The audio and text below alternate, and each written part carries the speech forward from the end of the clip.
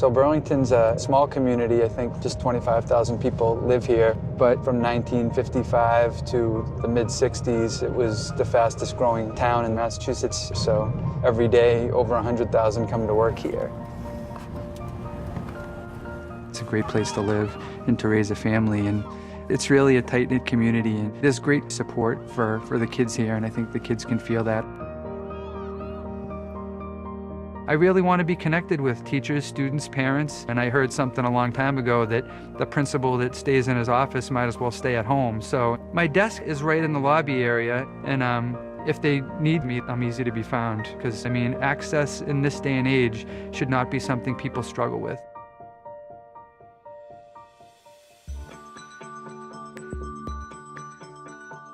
We talk about what does innovation look like, what does an engaging classroom look like.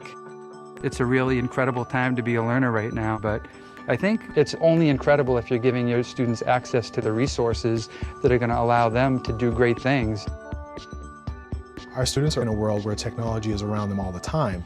We can't expect them to learn if we put them in an environment that doesn't have it. Our job as administrators is to put more resources on the table for teachers and for students. Now we have every kid in the building walking into their room with an iPad. The biggest reason the iPad was the device that we could go one-to-one with here at the high school was that we felt, and we still do, that it was the best content delivery device, and it was also the best content creation device. And for the first time, we had it in one package. So students wouldn't have to go to a different device to work on a different task. They could use the iPad for everything in their classes.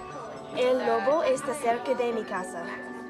The real push that we're going for here at Burlington is towards project-based learning. So now I'm assigning larger projects to students. I'm giving them more freedom to dictate the terms of those projects. They can use the iPad and say, I'm going to do a video, or I'm going to do a paper, or I'm going to do a website. It just opens up far more options for them than we ever had before. I think the way we educate students is fundamentally changing as a result of this. A lot of schools made a mistake spending money on the same items year after year, even though those items are no longer needed.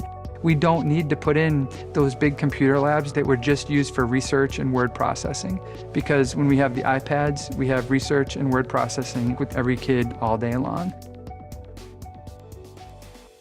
So as a prophet, he's the religious leader. You know, as a history teacher, I probably should say I love textbooks, but I find them to be the best way to learn of the 19th century.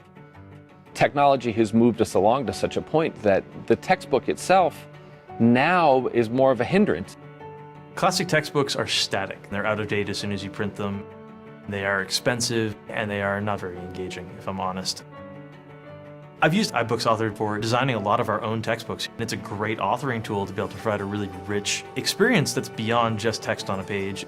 It's great to not have to be bound by what's out there, but only be bound by what you can make. Students are now helping the teachers develop curriculum, or they're suggesting something to do in the class with the iPad. It's an active thing. Everyone is learning together. And you have students just loving what they learn a lot more.